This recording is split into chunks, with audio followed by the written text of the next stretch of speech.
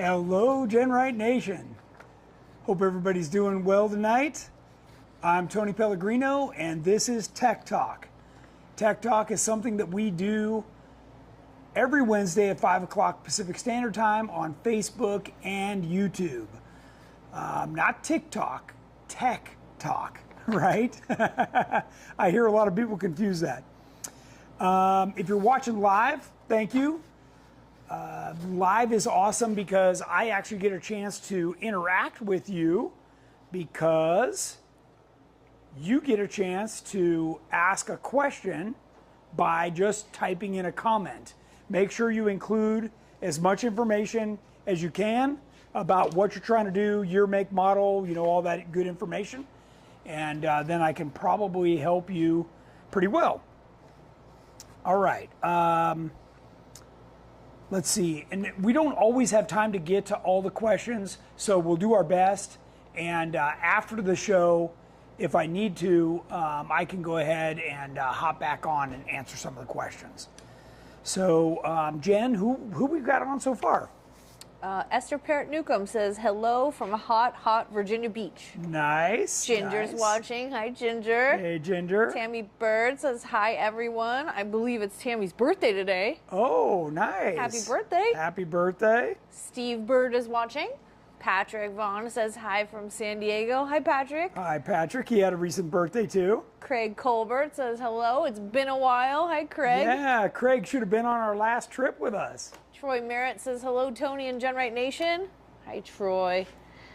Deborah Carnell says hello from fresh off the Rubicon back in hell hot Chandler, Arizona. Yeah, man. Did she go on Jeep Jamboree? I'm not She sure. should have waited a week and gone with me on Jeepers Jamboree. Alex Israel says, hey, guys. Nice. Daniel Hag says, hey, Tony.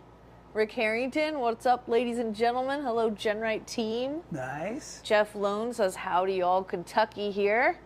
Terry Mode says, on my way to All for Fun. Oh, Ari's cool. watching. Hi, Ari. Mark Lawrence is watching. David Mork. Steve Waterman. Rob Lawson. Good boy, Rob. I told him to log on and watch. VB Tom says hello from Virginia. Awesome. Deirdre Berger is waving from NorCal. Let's see.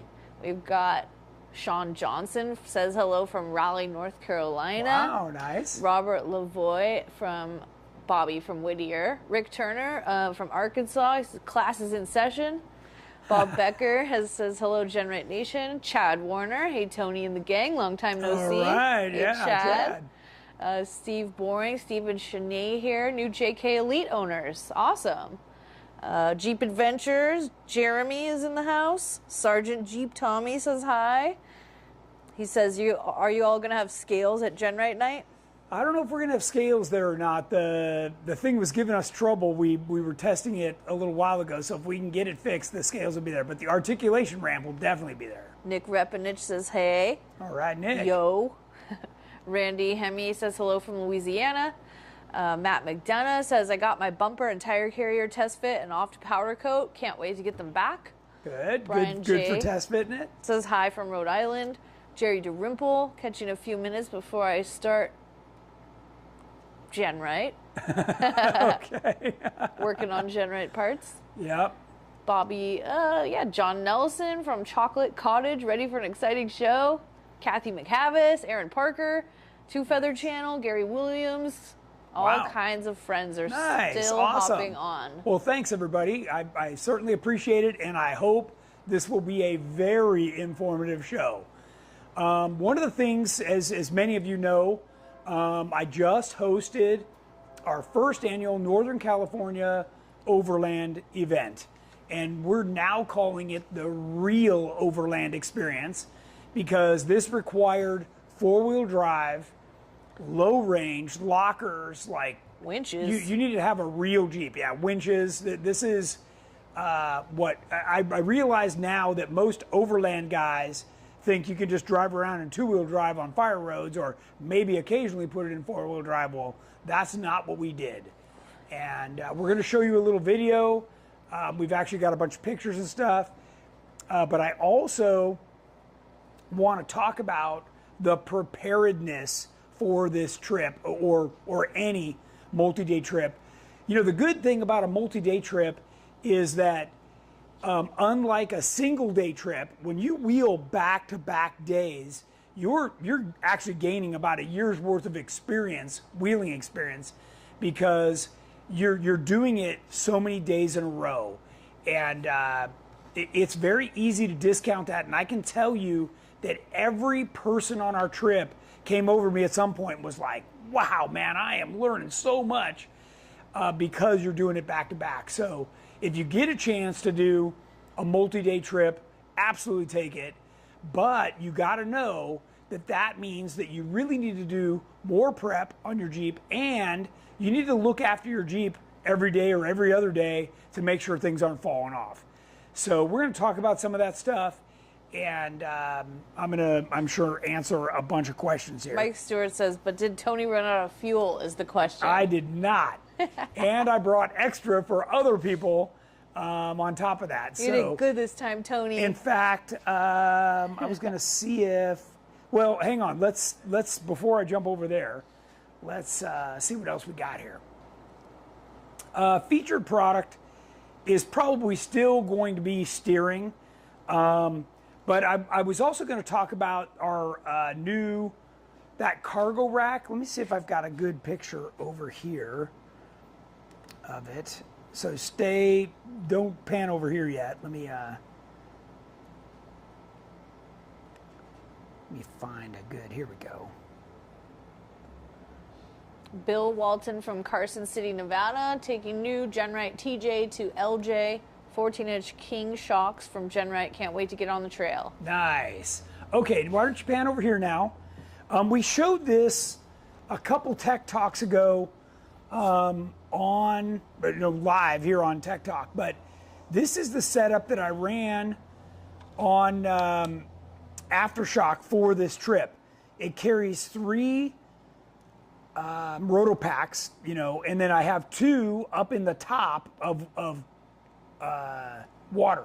So I had 2 water, 3 gas, and if you haven't seen this setup, it's our small cargo rack that you can actually put in our tire carrier or in the back.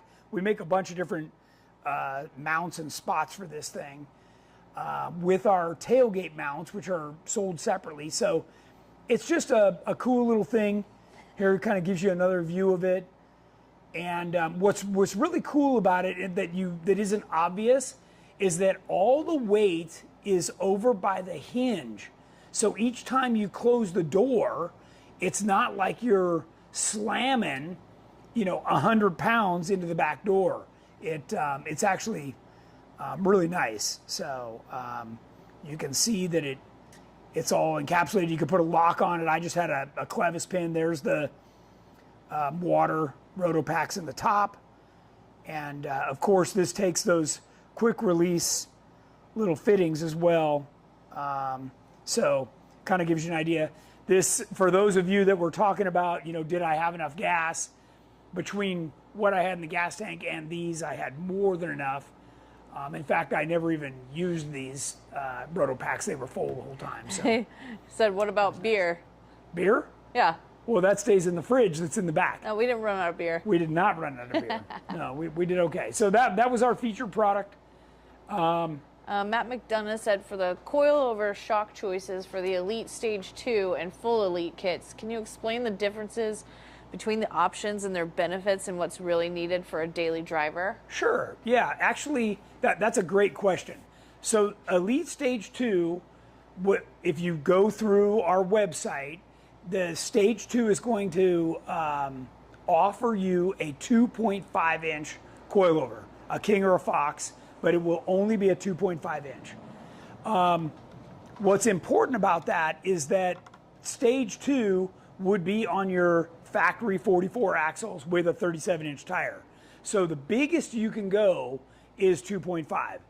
To go to 3.0, if you want that bigger shock choice, then you've got to go with the wider axles. So you just have to know that if you choose to use the Dana 44 axles, which is fine, the largest tire you go with is a 37 and the biggest shock you go with is 2.5. Now, that said, a 2.5 shock has a little over 60%, 60% more dampening control than a 2.0. So by doing that, you're actually getting quite a bit of dampening control increase. And it's a coilover, so you've got a true dual rate spring, which is a huge benefit if you've never actually had a chance to drive on one of those. What it's doing is it's progressively kicking in the second spring rate and slowing things down. So it really is a benefit, and it's the kind of tunability you can't normally get with a coil spring and a standard shock. So it's quite an upgrade is the way I would say it. And okay? Bob, hopefully that answers the question. Bob Becker asked, does Aftershock have the 36-gallon tank? So the 36-gallon tank, this is a good question, is only available in our JK Elite, okay? The frame on a JL is more narrow, even with our EXS frame. So the biggest tank we could put in there is a 30-gallon. So still, additional size, 10 additional gallons over stock, but not all the way up to the 36. So it's just a 30 in the JL. And yes, I have that. So you can, I don't know if you can see it in the picture right there, or you get in the glare again. But yeah, that's the 30-gallon tank there. And I've done all kinds of wheeling to this thing, and it doesn't even have a scratch on it. So it's still tucked up plenty tight. And by the way, when we did the tanks for the JL, we only did them with a 1/4 inch thick aluminum skid plate. So it is quite a bit lighter, and it's plenty strong. I actually have a picture where I put the floor jack underneath that gas tank and jacked up the back end until the axle was off the ground. The tires were off the ground. So it's plenty strong. Okay. Speaking of that, Cole Odmanson asked, I got your 36-gallon tank and was wanting to know what sending unit you use and how you install it. Another good question. Okay, so you can use the factory sending unit with our extension kit because you need it to get all the way to the bottom. So if you buy an extra capacity gas tank from us, but by the way, we make smaller tanks, we make bigger tanks, so you got to kind of figure out what it is you're doing. But if you buy anything that's extra capacity, the tank is deeper, which means your pump has to be longer to touch the bottom. And the pump always has to touch the bottom. That's where it's picking up the fuel. So you can buy the extension kit for that tank, or you could do what I did and get an Aeromotive fuel pump, which is long enough. You actually build it, so you build it long enough. And this information is on our website. I can take you over there and show you. 36. So again, using our search box, I just typed in 36, and look, it pulled up the 36-gallon JK tank. And right here in additional notes, right here, so you can see fuel pump extension. There's a hyperlink to it, or the longer Dodge 2500. Here's the part number. You can just copy that, put it right in Google and find it, or use the Aeromotive in-tank pump. Now, on Terramoto, I use the dual Aeromotive Phantom fuel pump. Okay, so the reason I do that is if one fuel pump should fail, I've already got a backup fuel pump in the tank. So this way, and I can show you what that looks like, because it is nice. And again, I'm just going to the search box, typing in dual, there it is, dual Aeromotive. And if you click on any picture, it'll open it up bigger. You can see there's two Aeromotive 340 pumps in there. And here it is, the whole thing sitting next to the tank. So what they do is you take this baffle, you drop it, which by the way, it's foam, so it just squishes up. You just shove it in the tank. And then this whole assembly drops down in there. You can see there's two pickup socks, one on each pump, two separate wire harnesses, and all that comes up to here.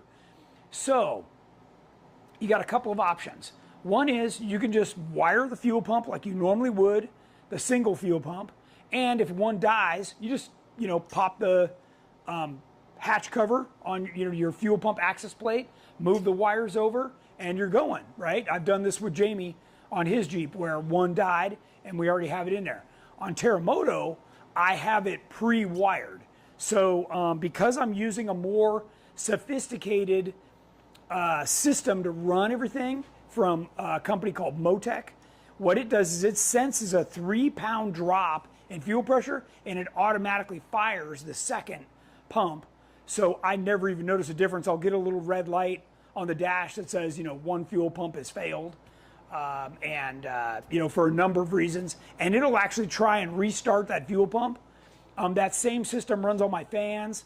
So if you get a stick or something in the fan, it'll keep retrying, but it lets you know. Now that's a way high end. We use that in racing, but it is really nice if you don't ever want to stop or be inconvenienced with, something like a fuel pump. The Motec system also gives you the ability to monitor how many amps things are pulling, the fuel pumps, the fans, anything. So what can happen is I can look at a fuel pump and say, okay, that thing pulls 8 amps all the time. It's running at 10 amps now. So that usually means there's a clogged fuel filter or something else giving me the heads up that I probably need to pull some maintenance. And I can also elect to just switch over to pump 2 right now and leave pump 1 alone instead of beating up that pump while you don't want it to work extra hard since it's got a clogged filter. Okay. So I know that was kind of a long answer, but we're actually talking about prep and maintenance today. So these are the kinds of things you need to pay attention to. If you haven't replaced your fuel filter in a long time, you need to. Okay. A lot of the time when you pull the pump out of your tank, there's gonna be mucky stuff in there looking like mud, and things just get in there. So. Bob Becker says Holly makes a laser fuel gauge sender. You set it according to what you have. They do. Okay, so that's a whole nother thing. For a long time, your factory one has the arm on it, like one of these. I actually have some factory ones here, right? So here's the little arm on it. And this is what I was talking about. You want this to sit down on the bottom, and then when you tighten the cap, it's gonna make it sit. So we sell longer rods that you put in, and then you can make sure it hits. Okay, so there's the arm style, and then there's what's called the bubble style. So there's a little float inside a tube that measures the resistance. That's all this does, by the way, is measure resistance. And then that talks to your fuel gauge on your dash and tells you what your fuel level is. What he's talking about is the brand new laser. It also converts the laser into ohms, which then talks to the dash. So all of these things. Now the nice part is the laser's not mechanical, right? So as you're beating along the trail and this poor thing's going up and down a bazillion times and eventually wears out or falls off. Those are all good options. So, yep, good stuff. Let's see. Matt McDonough asked, would you need the internal bypass option along with the remote reservoir on the 2.5 coilovers? So you don't need it. IBP or internal bypass is a really nice feature that has an additional bump stop built right at the end. So since we all like to keep these Jeeps sitting so low, you need extra compression help right at the end before it hits bottom.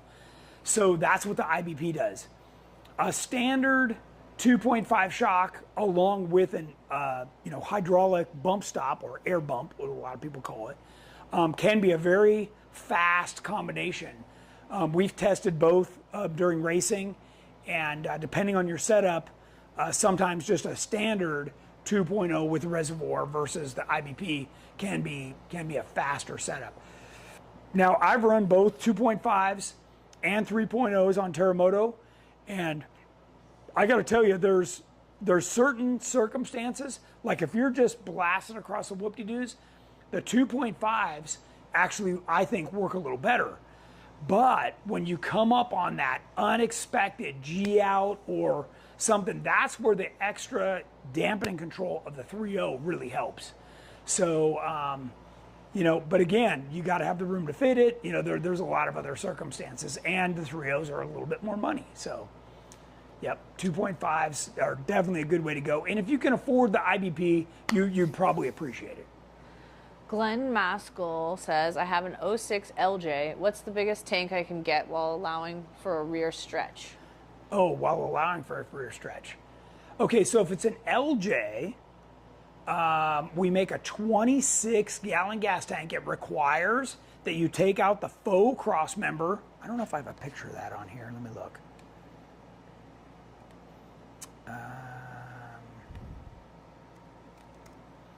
Let's take a look. Again, all I did was go to the search box, type 26, here's the tank, and what I was going to do is see if we had some install pictures here. Okay, so here's a picture of it in the frame, stretched, you know, back. You can see how there's the cutout for the differential, which is part of how we make this thing work and still give you the extra gas. It does require that you go to a coilover, right? So you can't run coil springs. There's no room for any of that stuff anymore. And this diagram gives you all the different measurements. So you can actually take a measurement of what you've got and then do the math and figure out which tank model. It literally gives you the part numbers and everything right here, you know, for which size one you can fit. Okay? So it makes it pretty easy. And also tells you how much stretch you can get as you go. Okay? Okay. So pretty cool. Yep. Let's see. Joe Alice said, LJ build going for 1 tons and 42s, high fenders, gas tank, cage, Legend 7-inch stretch. Question is, what order do I go in? Don't want to get overwhelmed with a 2-year build. Okay, so good question. I would start probably with the rear. And what you want to do, I don't know if you've got our instructions. We've recently updated the Legend instructions. So if you bought the whole kit, it comes with really good instructions. And a lot of it tells you how to build this thing. And what you want to do is you kind of want to build it at full bump. Because that way you're making sure that it's not going to hit anything. You know, the upper control arms get really close to the floor. In the front, you know, the drive shaft's getting into the bottom of the radiator. I mean, you got a lot of things happening at full bump. And that can also allow you to either move things, or you can, you know, stretch more or stretch less based on, you know, what you're interfering with. So, yeah, really good. And remember, you don't want to go longer than a 14-inch travel shock. That is the maximum that steering joints and stuff, you know, whether it's a Heim or a tie rod end, that's the max range of motion that these things have. So don't forget about that stuff, okay? Oh, Kathy McCavis asked, does Aftershock have stock hinge brackets on the tailgate? So I have put our tire carrier on there, which comes with brand new hinge brackets. But those mounts, we've made it so it'll work with our tailgate hinges or the factory ones. So yeah, we've accommodated for that. You get new bolts and spacers and everything. Good question. Lou Farho asked, how does the stock fuel pump handle going vertical up climbs on a JKU? Good question. Okay, so when they built the TJ, they came up with this little cup, and this is called a reservoir, right? And this little guy, what happens is the pump pulls fuel into this, so that, you know, depending on where the fuel is in the tank, you know, if you're bouncing around or leaning on the side or whatever, it's making sure you've got about a quart of fuel right here. So if you're idling, you know, you can get this thing where it'll still keep, you know, fuel in here at some pretty extreme angles. This was a very ingenious design, And I don't know if you noticed, but on the Aeromotive one, it's even taller, right? So depending on the model you have from us, there will be baffles inside the gas tank, which will also additionally help hold fuel in near the pump. And a lot of the time, you know, when you do something, you know, you're either idling or you get on the gas, and there's enough in here to make the thing run long enough for you to get up the obstacle. So yeah, good question. Scary11 asked, for Terremoto, did you run your battery cables in the tub through the firewall or through the tub under the body into the engine bay? Good question. So I ran them, they go, because the batteries are underneath the back seat, they go inside the Jeep, on top of the high part of the tunnel in the middle. I have a cover that goes over them so that if somebody were to throw a tool or something, or people just getting in and out, I don't want them stepping on my big battery cables. And they're 1/0, huge, you know, like welding cable, right? Then those run under the center console where I've got junction posts that then other things mount to, right? Because I've got a cutoff switch inside the center console, right? Because according to racing rules, I have to have a battery cutoff so that if you roll over, you can go ahead and turn that off. It's a great idea anyways. I highly recommend it.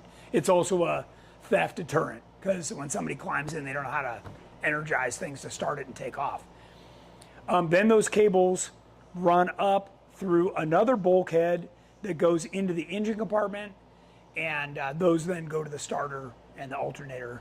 So yeah, so it goes up the tunnel, you know, on the inside, then transfers through the firewall, just enough to handle those couple of things in the engine compartment. But that's a very good, nobody's ever asked me that before. Aaron Parker asked, should you run an IBP on a tracer build? Yes.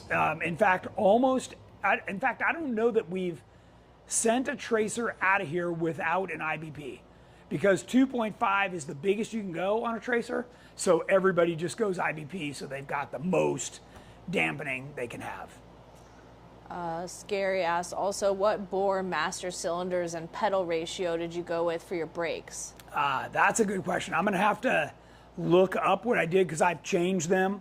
I think one's a 3/4 and one's a 5/8, you know, for front and rear. And I've got a balance bar in there, and I extended the pedal. So I'd have to probably get back to you on that. Emmanuel Martin asked, what fire extinguisher do you recommend I carry? Okay, so, and this was one of the things I wanted to talk about. You need a minimum of two ABC fire extinguishers. Okay, that is important. I was just looking around to see if I had one of mine hanging out. I put them on the Scosche quick releases, and you want, if you can, to mount them so that you or your passenger can access one or the other, and or somebody from the outside, right? Because we've seen lots of situations where if somebody does flop over or something happens, you want somebody from the outside to be able to grab that fire extinguisher and help you. So, and then I also carry one of those, I think it's called Element. It's like a chemical one.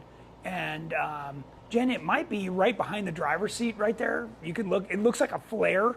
Okay. If you know what I'm talking about, Yeah. It's usually right by my jack. You just got to climb over. No, behind the driver's seat. Should be right there. You see it? It's kind of red with a cap on it. I don't see it. Don't see it? Yeah. So they're available online, and those are really good. My friend Ari, who's watching, also found another brand that you can literally spray on liquid and the fire will not restart. Even if you disturb the surface, it will not restart. So maybe he can type in what that one is, but that's going to be my next one that I want to get. So, but yeah, you want ABC. So it'll do electrical, fluid, and materials. So all three, okay? And you want, I think they're like a pound and a half or 2 pound, you know, is the normal size that you want. Don't get one of those little tiny ones. Those aren't, they're for nothing, okay? Mark Lawrence says H3R makes some great fire extinguishers. Rick Harrington said I carry a fire blanket also. Okay, good. Good. Yeah, and by the way, you know, we build a lot of vehicles here that we actually put fire systems in. So there's a couple of good options out there. What's a fire system? A fire system is something that you can activate right from the seat that will protect you and your fuel tank, your engine. There's little nozzles all over. And honestly, if you've ever had a fire in your vehicle, it's a cheap investment. And every race car we build has those, and many of the Jeeps that we build for customers have fire systems. They range from like $800 to $2,000, and like I said, you know, you have one fire, and that's super cheap. So, I want one. yeah. Glenn said integrated power package. I'm an aircraft mechanic, so that's what I'm thinking, even though I know it's wrong. Integrated. Oh, he said, what's an IBP? oh no, internal bypass. Yeah, he said that makes much more sense. Yeah. Ari recommends Fire Aid fire extinguishers. Okay, so that might be the one. You can, you know, find it online, and it's pretty cool. Rick Turner says I have an element mounted to my center roll bar between driver and passenger as well. There you go. Yeah, I was gonna say fire blanket as well. It can't hurt. Yeah. Oh, the other thing, we actually, I don't think we've ever talked about on this show, and maybe you can grab it out of Terremoto, is right above my visor. I have a seatbelt cutter, and if you've never seen one of these, they're 100% safe. You can literally drag it across your skin, and you won't. It's not there. It's really not there. Where is it? The blue It's always one there. up top. Oh, there it is. Okay. Oh, you see it? Yeah, Something else. She might not be able to reach it. She's going to climb in there and check it out. Okay. It doesn't look like much, but what I do is I just duct tape it to the roof. Because, by the way, when you roll over, that's the first place that you look. It's pretty easy to see. Tape is super grippy. You're gonna have to use your muscles. But trust me, when you've rolled over, you got plenty of muscle. So this is what it looks like. You can also get these online. They're very inexpensive. And it's got a blade buried inside here that is made for cutting a seatbelt. So you literally just drag it across, and you can use your finger in the little hole and whatever you want. But I highly recommend these. Sometimes I'll buy these in bulk and even give them out to people that are on my run. But this is a really cool little item. So, Stocking stuffers. yeah. So when you're talking about, you know, fire extinguishers and stuff, this should be on the short list. Okay, we're caught up. Okay, excellent. Okay, so you can see what's on the screen behind me. When you go on the trail, I want your winch controller either plugged into your winch already, in the door bag, or in the center console. It has to be accessible from the driver's seat. If you've ever needed a winch, you're going to know what I'm talking about here. Trust me, when you get in a situation where you need a winch, it's usually pretty scary, and time is of the essence. So sending somebody on the outside of your vehicle to try and find your winch controller, not cool. So I want you to keep your winch controller very, very accessible or already plugged in. Okay, that was going to be my main thing for today. Now, in addition to that, I want you to have a D-ring or a soft shackle or both. Okay, and sometimes your access point of where you need to winch to is too far away, so you need at least a 2-inch tow strap to bridge the difference, or you can wrap this around a tree or whatever's up there to not cut through it that you're winching to. The other thing I'm going to advise you, because this always happens, is this stuff gets mixed up. Put your name on everything, okay? And I mean everything. Look, my name's on this, on this. When everything's over, this stuff just scatters. So if your name's on it, it's really easy to find who it belongs to, and that's the best thing to do. Andrew Harris says his winch controller is hardwired into the dash on pay dirt. That's even better. Smart. That's even better. So if you have one of these flat links, then a lot of the time, you know, this is the top of the line one that'll take either a soft shackle or a regular D-ring, but not everybody has that. So you know, you just want to make sure this stuff is accessible and ready to go. I usually keep, you know, I keep the D-rings on my bumper, and I keep this right next to my seat or on the rear roll bar. Actually, on Terremoto, I've got one on every corner, so that no matter what happens, I can literally drive up to somebody and say, grab it and put it on and let's go, okay? Because like I said, when you get in those kind of sticky situations, time is of the essence. I keep Josh's soft shackle in my Jeep because he didn't put his name on it. You're supposed to give it back. You're supposed to give it Maybe. back. So, okay. Let's see. Okay, next thing. We had a few issues on this last run. And we've talked about steering a couple different times.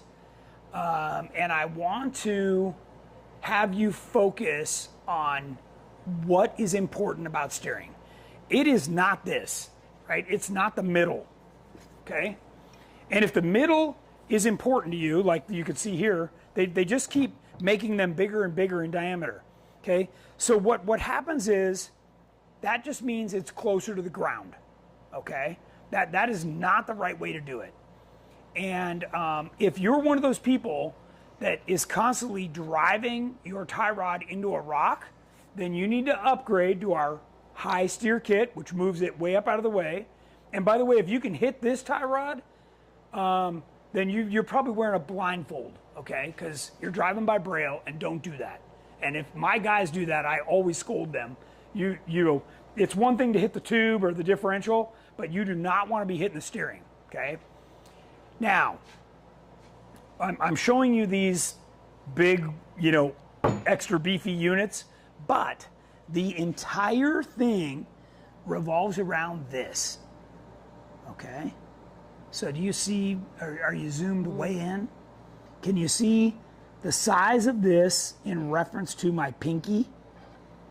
Yeah, but the other one's like in front of it a little bit. It's smaller than my pinky, okay? Yeah. And you see this little part right here that's at the end of the thread? They call that the waist, okay? That gets even smaller.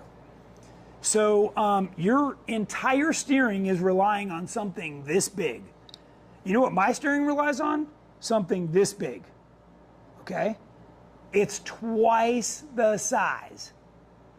All right, so don't be fooled with however big the middle is. It all comes down to right here out by the wheel. And we had one of these break this weekend, and it's separated right at the waist. Fortunately, we had a Carnage welder, and we were able to weld this back together and get the guy off the trail. This is not a fun break. Like, if we didn't have that extra stuff to kind of put this back together, it is a very difficult situation to try and move off the trail. And where this broke, by the way, was in a pinch point in the trail, so there was no going around. The entire trail was blocked up. It was a mess, to say the least. So, More than one viewer thinks you're talking directly to them. Okay, so, by the way, this typically breaks because it got over-torqued or it's old, right? I mean, guys, this stuff was not made to last 20 years, you know, and I don't know what vehicle you have, but it may be 20, 30 years old. So, and if you put bigger tires on it, remember, this size piece right here was made for a 32-inch tire. Not a 38, not a 40, okay? So I don't know what size tire you're running, but this thing was not designed for that. You need something this big, okay? This is a 3/4 inch bolt, and that's what we run on all our stuff. And if you notice, it's double shear, right? It's a completely different way to go than this single shear tie rod end. Now, the next thing I want to mention is, don't just think about what's happening down here at the knuckle, right? Because that's where this normally goes. I also want you to pay attention to what's happening up at the steering box. So your steering box on your pitman arm, right, that looks just like this, which by the way you'll see has my name on it, okay, because when I loan it out I want it back. This also fits on something like this. The difference is your one with the steering box usually has a cotter pin on it, okay? I can tell you that this weekend, in both cases, we had something malfunction here, so that this was floating around like this, and the one that broke. Both people said, you know, my steering felt kind of loose before it actually broke, okay? Here's what I want to tell you. Steering and steering issues are not like wine. They do not get better with time, okay? If you have anything that feels wrong, stop immediately. Get out and investigate, okay? And you know how you find something that's loose? You just have somebody get in and take the wheel like this and jog it back and forth, and you'll find everything that's loose in your steering system. You will have a chance to tighten it before it's damaged or broken, okay? But do not wait, okay? Don't go, oh, we're just a few miles from camp, or we're almost there, or I don't want to hold up the group. Because you're going to really hold up the group when that snaps, all right? So take that away. That's the one thing I want you to take away from today's show is if something feels wrong, get out and investigate, okay? Very, very important. Esteban Gonzalez asks, gear oil GL5 or GL6?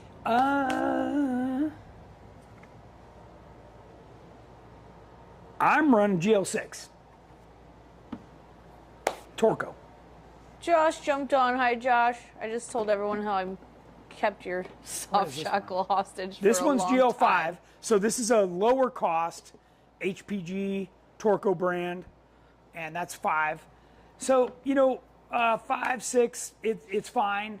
I don't even remember what the you know, non-synthetic stuff is. I haven't looked at that in a while, so. But 5 or 6 is okay. Kelly Sims is watching. Big Kel, man, we missed you on the Overland adventure. John Miller's watching. Nice, nice. Awesome. Okay, so we actually have a video to show everybody. Let's do that. Do you need to turn off that light again? Yep. And let me Oh boy, find. you guys. I actually have a ton It's of gonna make pictures you about jealous the that you trip that didn't I go. wanted to show you guys. But we're going to run out of time, so I'm just going to play the video. Can they see pretty good? Are you zoomed in? Over there? Boy, turn it up. Turn it up. Yes. Hey everybody, Tony here with GenRight Off-Road. Jennings and I are heading up to Northern California and Winston. Oh, he's so cute. We're heading up to Northern California for our first annual NorCal Overland trip. And we are looking forward to meeting a bunch of customers up there and having a nice 4-day off-road trip. So we just took off. It is Wednesday morning. We're going to be doing Tech Talk live from the road via Starlink. And we're looking forward to a great outing. Pretty the sunrise is. Wonderful. Wow, this is nice. And look, we got the place to ourselves. Do we have to go anywhere else? Why don't we just stay here?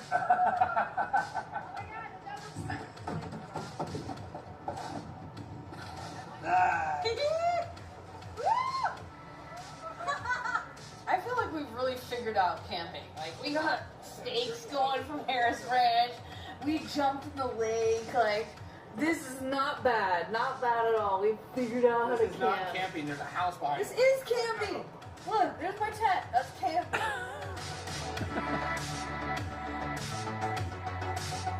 Look at how beautiful this is.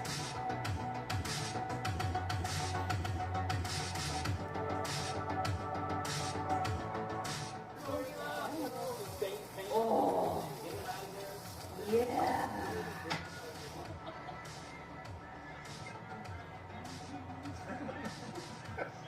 We're not fighting.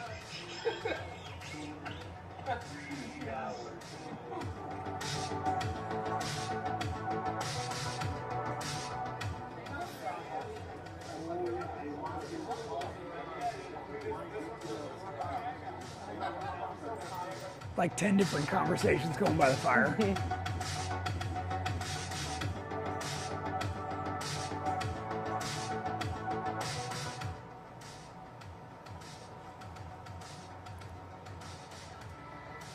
Those bugs you see are giant dragonflies.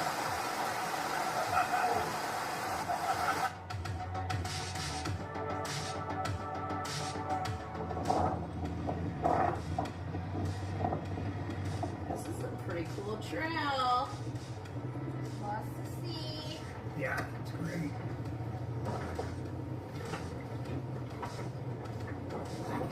Rock garden. Pretty good.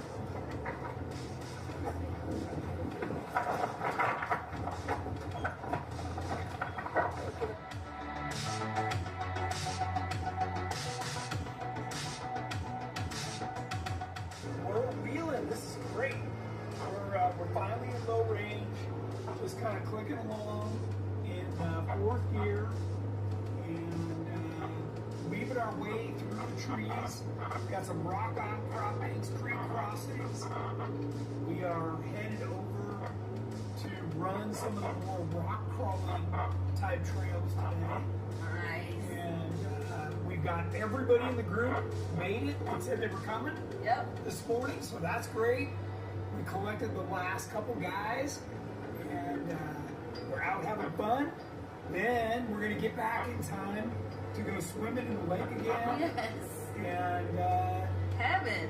Nick even talked about going for an evening off-road run up to Nice. watch the sunset. I love it. Yeah. You love it? Yeah. Wow, look at that. What a view. Sunlight's hitting it perfect.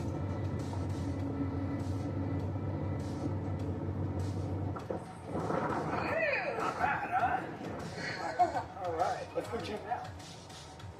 You made it.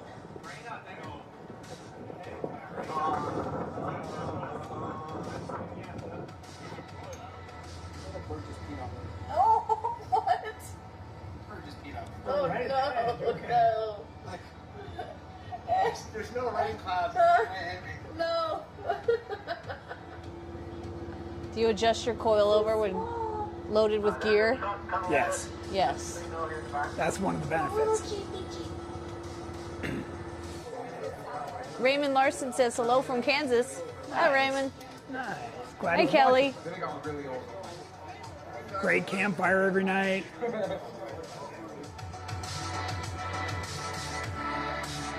Do you carry the Colby emergency valve stems? I do. Yes. And onboard air.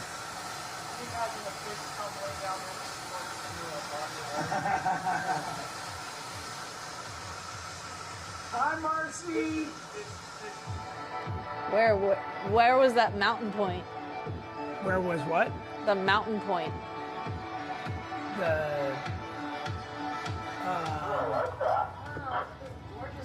The lookout tower? No, the mountaintop that we saw ahead of us. Oh, we were past the Plumas forest. We might have been into the Tahoe. Ruh-roh, look who's driving now. You and I looked up what mountain that was, but I don't remember. Go easy on it. Just go easy on it. You had to hang on to the Christmas trees in there. A little forced. Got the whole Christmas tree. And it's still stuck. Saturday. It's somewhere near Quincy, California. Yeah. Yeah, we also went through Bassett's.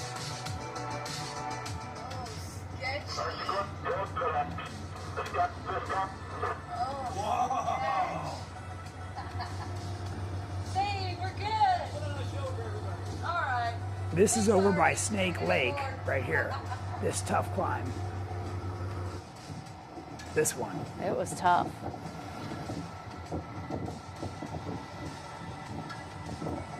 Yeah. Jason McCauley says, I'm outside. Nick did not get the memo that this is supposed to be an overland trip. Not like the gnarliest rock climbing trip I've ever been on. It says, I'm outside of Fort Smith, Arkansas. I've never seen anything like that. That's why I asked. Need to take my Jeep to California. Yeah, look at the elevation Heck gain yeah, right you there. do. From the lake, we climbed all the way up there. He took one for the team just for Ari. Now that's just friendship right there. You'll never get that baseball or any other sports. Only off-roading. Glad it wasn't me.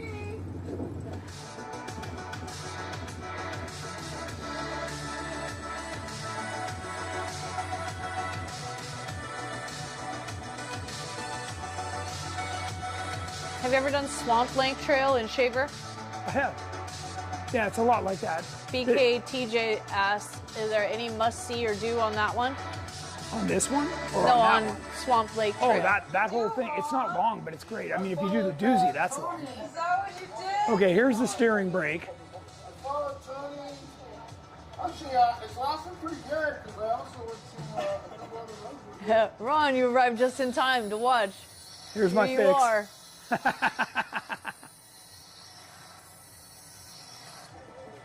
Whoa. Whoa. Whoa, you're gonna be dirty tomorrow.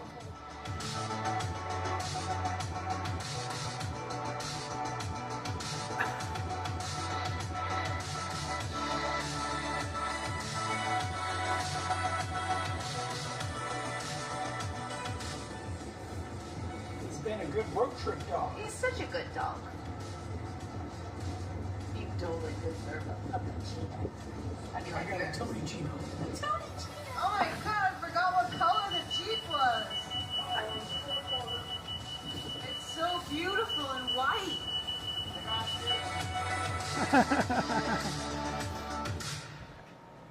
All right. So that gives you a pretty good overview. And if you notice, that's titled Chasing Sunsets. That's kind of an adventure channel that Jennings and I put together to catalog or chronicle some of our adventures, whether we're RVing or jeeping or on the Harley or whatever. So that's a whole YouTube channel we have called Chasing Sunsets Jeep, and this video is posted over there. So if you want to go check that out again on YouTube, you can. Maybe the volume will be a little better and you can replay it and play it on a bigger screen. So Rick Turner, did I see a TJ with you in your group? LJ. It was an LJ. Mark Lawrence has a Tracer built LJ, the GenRight Tracer, and it did really, really good. So we had a lot of JLs, the LJ, we had a side-by-side, we had a pretty good collection of people in there, so it was good. It's a great trip. Everybody had a blast. Everybody had a blast. Thanks for the great tips, Randy said. Yeah. Okay, we're all caught up. Really? Wow. Yeah. Okay. So let's talk about, do you want to go wheeling with me? You still have a few more opportunities. Next event, I leave next week, is for the Rubicon Jeepers Jamboree. I've got a number of friends and customers that are joining me up there. It's a great time. Good wheeling. If you've never done the Rubicon, it is the VIP way to do it. After that, I move over to the Black Hills. I still have a couple spots available, and we're going to wheel a few of the really well-known trails there. Like I said, I got a couple spots open.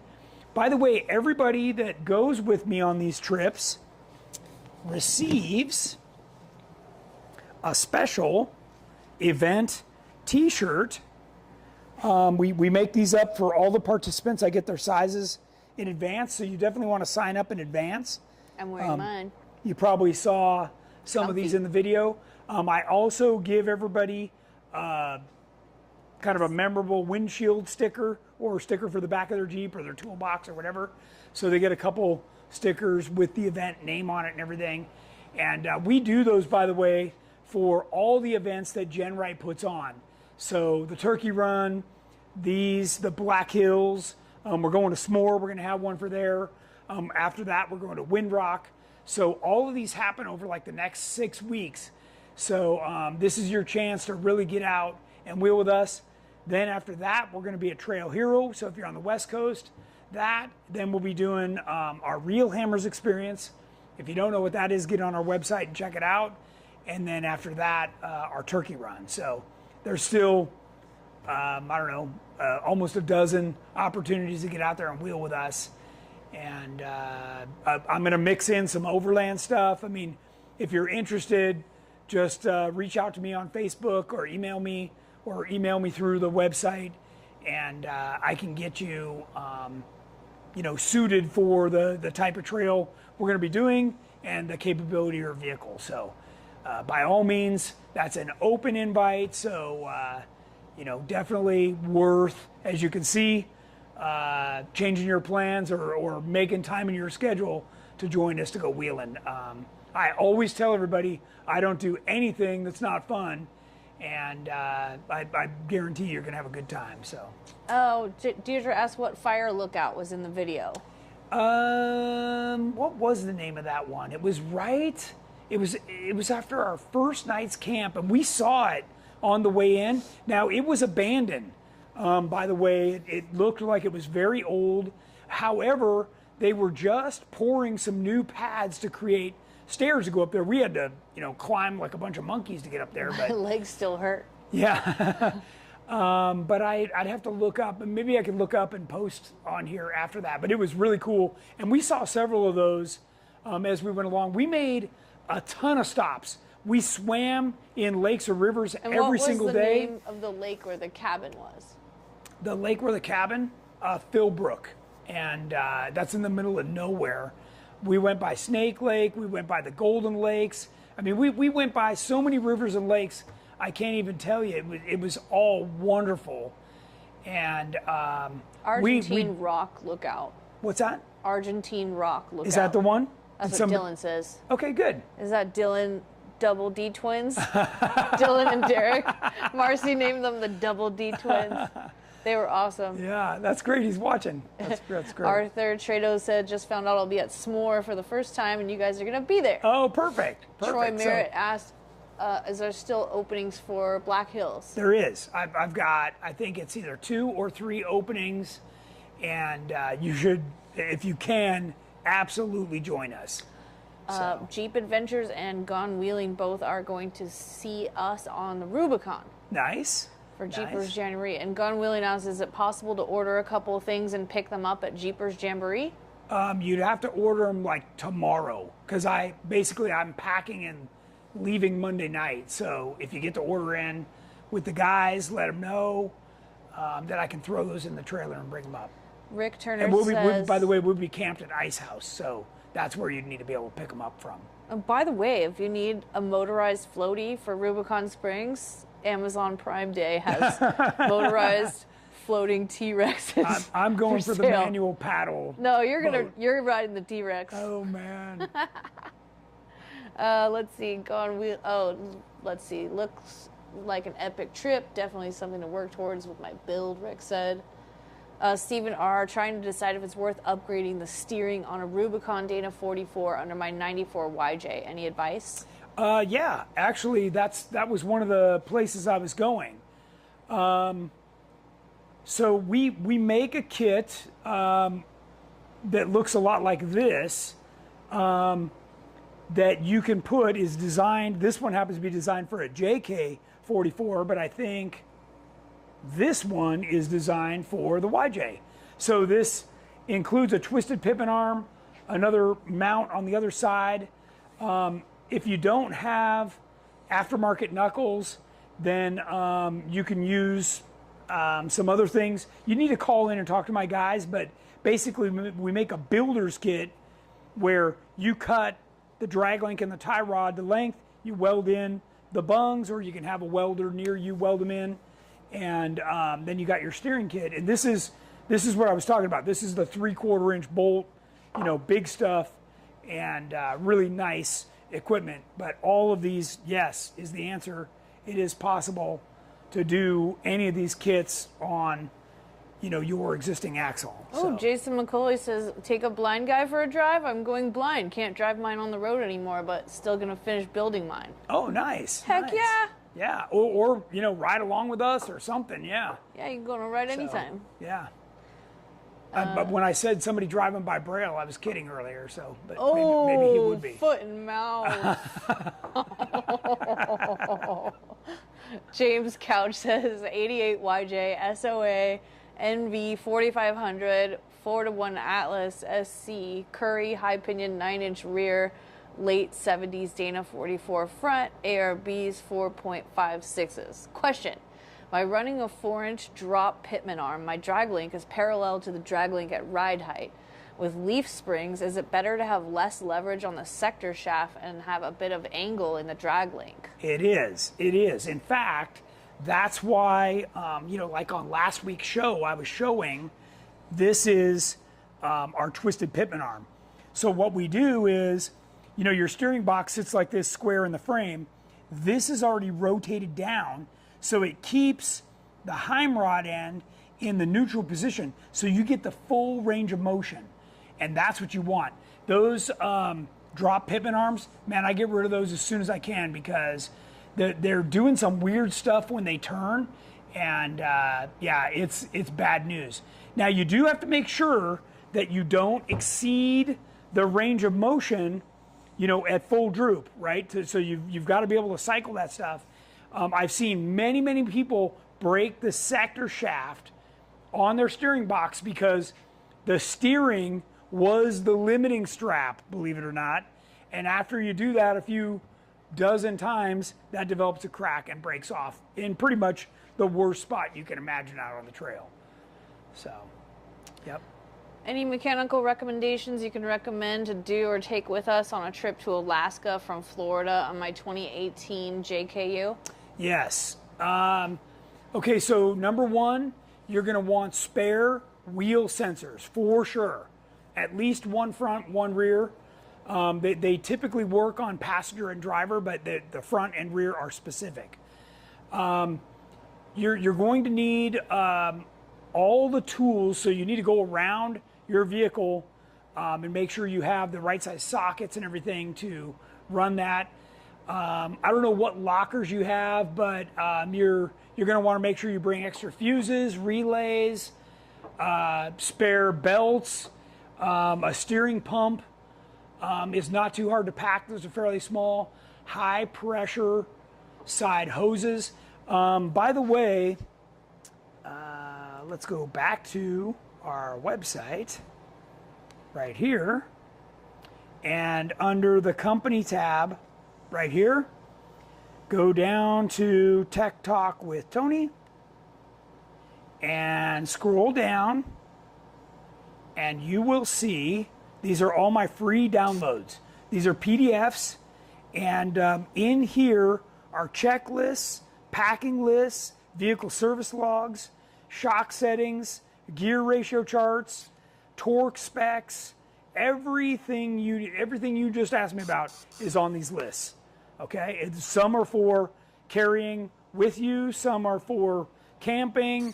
I mean, it's like if you click on this one, this is spare Jeep parts, right? So this should have a bunch of that stuff I just listed: fan belts, water pumps, fuses, relays. I mean, just there's a ton of stuff on these lists.